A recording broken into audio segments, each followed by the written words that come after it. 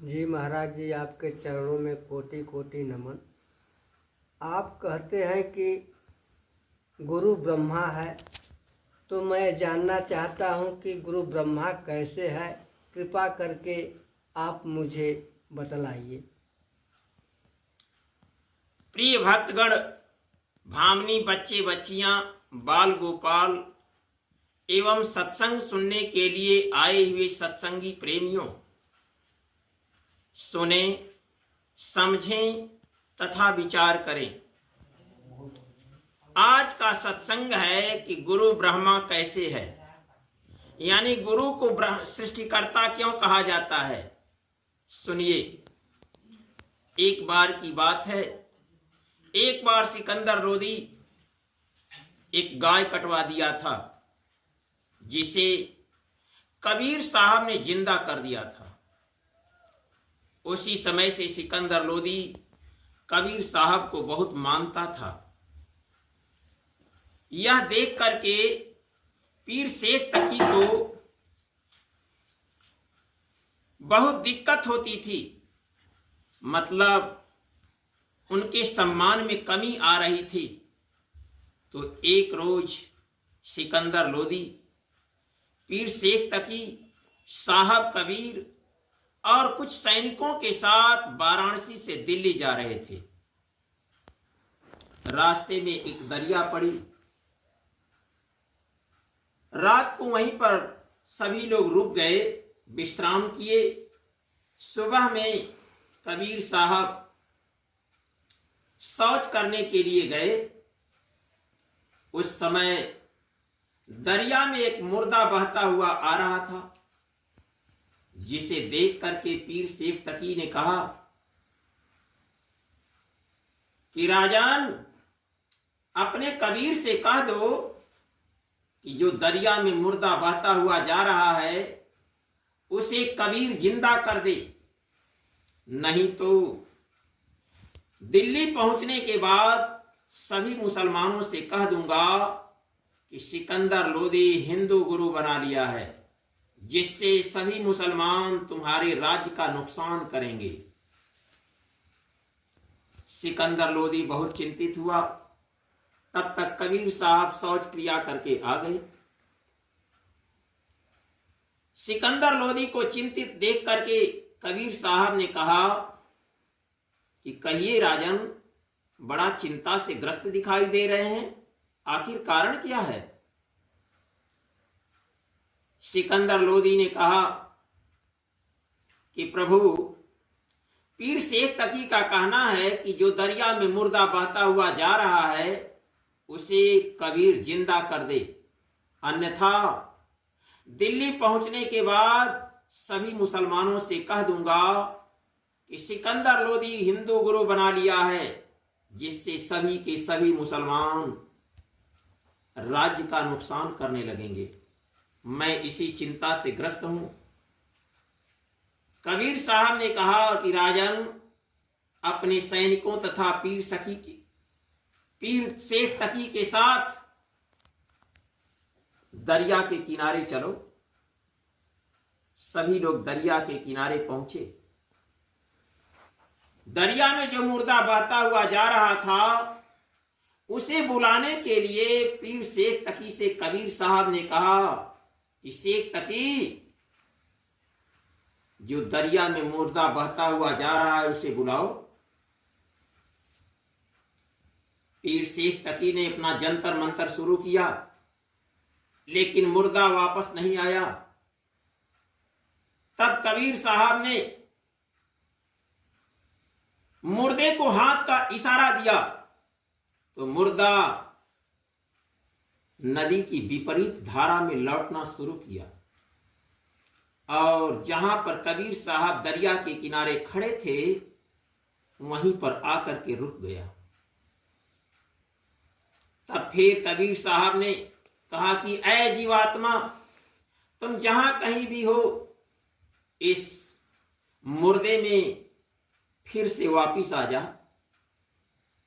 जीवात्मा आकर के उस मुर्दे के अंदर प्रवेश की। वह मुर्दा जिंदा होकर के कबीर साहब के चरणों में साष्टांग दंडवत किया। तब दरिया के किनारे जितने लोग खड़े थे सभी लोगों ने कहा कि कबीर ने कमाल कर दिया, कबीर ने कमाल कर दिया। एक बार प्रेम से बोलिए श्री सद्गुरु भगवान की जय।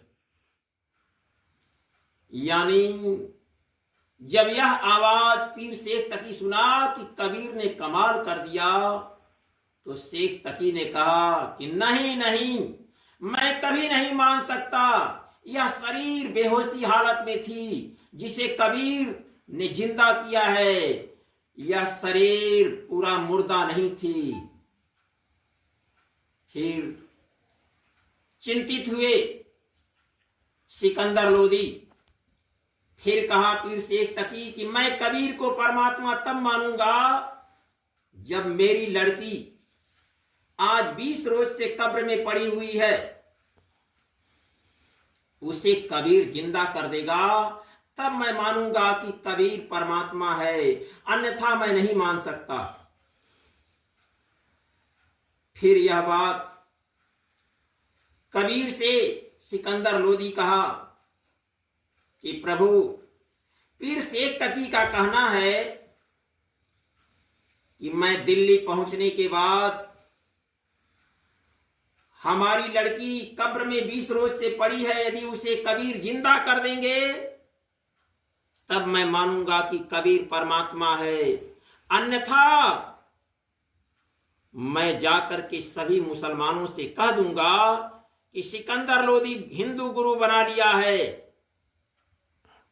कबीर ढोंगी है, परमात्मा नहीं है, और जिंदा कर देगा तब मैं मान जाऊंगा कि कबीर परमात्मा है। सिकंदर लोदी चिंता से ग्रस्त से कबीर साहब ने कहा दिल्ली पहुंचने के बाद कि राजन, अपने शेख तकी से कह दो कि आज के तीसरे दिन पीर शेख तकी की लड़की जो 20 रोज से कब्र में पड़ी है उसे कबीर जिंदा करेंगे। कबीर साहब के कहने पर सिकंदर लोदी पीर शेख तकी से कहा और पूरे नगर में मुनादी बजवा दिया कि आज के तीसरे दिन फला समय पर जो पीर शेख तकी की लड़की 20 रोज से कब्र में पड़ी है उसे कबीर जिंदा करेंगे। समय पर सभी नगर के वासी एकत्रित हुए, सभी लोग इंतजार करने लगे। समय पर पीर शेख तकी, सिकंदर लोदी तथा कबीर साहब उस कब्र पर पहुंचे। पहुंचने के बाद कबीर साहब ने पीर शेख तकी से कहा कि शेख तकी, अपनी लड़की की कब्र को खुदवाओ। शेख तकी ने अपनी लड़की की कब्र को खुदवाया। जब सौ सामने आई तब फिर कबीर साहब ने कहा कि शेख तकी, अपनी लड़की को बुलाओ। शेख तकी ने कहा कि कोई अपनी जिंदी लड़की को कब्र में दफन करेगा जिसे तुम बुलाने के लिए कह रहे हो? तब कबीर साहब ने कहा कि ऐ शेख तकी की लड़की, शेख तकी के नाम पर उठ खड़ी हो जा। लड़की खड़ी नहीं हुई। तब पीर शेख तकी जोर जोर से चिल्लाने लगा कि कबीर परमात्मा नहीं, ढोंगी है, पाखंडी है, धूर्तबाज है। सिकंदर लोदी भी ढोंगी गुरु किया है। जोर जोर से चिल्लाना शुरू किया जब शेख तकी, तब फिर कबीर साहब ने कहा कि ऐ जीवात्मा, तुम जहां कहीं भी हो, इस सूखी हुई शरीर में पुनः वापिस आ जा। और ऐ लड़की, कबीर साहब के नाम पर उठ खड़ी हो जा। वह जीवात्मा उस शरीर के अंदर प्रवेश की और लड़की उठ करके खड़ी हो करके कब्र से बाहर निकल करके कबीर साहब के चरणों में आकर के साष्टांग दंडवत की। एक बार प्रेम से फिर बोलिए श्री सद्गुरु भगवान की जय। कबीर को लोग, वहां जितने लोग खड़े थे, फिर कबीर की जय जयकार करने लगे और कहने लगे कि कबीर ने कमाल कर दिया, कबीर ने कमाल कर दिया, कबीर ने कमाल कर दिया। फिर कबीर साहब ने उस लड़की से कहा कि ऐ शेख तकी की लड़की, अपने पिता के पास जाओ। उस लड़की ने कहा कि प्रभु, अब मैं शेख तकी की लड़की नहीं हूं, शेख तकी से मेरा नाता टूट गया है। अब मैं आज से आपकी लड़की हूं और आपके साथ चलूंगी। कबीर ने उस लड़के का, जिसे मुर्दा से जिंदा बनाए थे, उसका नाम कमाल रखा और इस लड़की का नाम कमाली रखा और दोनों को लेकर के फिर दिल्ली से वाराणसी वापस आ गए और आकर के अपने लहतारा आश्रम पर आश्रम में रहने लगे और भक्ति का प्रचार प्रसार करने लगे। दिनों दिन उनके भक्ति के प्रचार प्रसार से दिनों दिन भक्त हिंदू मुसलमान सभी बढ़ते चले गए, यहां तक कि कबीर का नाम आज भी इस नश्वर जगत में अमर है, अमर रहा और अमर रहेगा। एक बार प्रेम से बोलिए श्री सद्गुरु भगवान की जय।